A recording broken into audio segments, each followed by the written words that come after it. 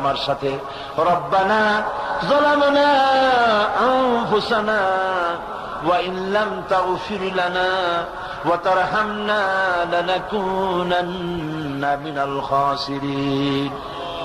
রব্বুল আলামিন লক্ষ লক্ষ জনতা নিয়ে ঢাকা শহরের প্রাণ কেন্দ্রে আউটার স্টেডিয়ামে পল্টনের ময়দানে কোরআন শরীফের 3 দিন তাফসীরুল কোরআন মাহফিলের শেষ দিনে গুনার বোঝা মাথায় নিয়ে কোরআন শরীফ সামনে নিয়ে আল্লাহ তোমার দরবারে ভিক্ষুকের মতো দুটি হাত আমরা তুলে ধরেছি।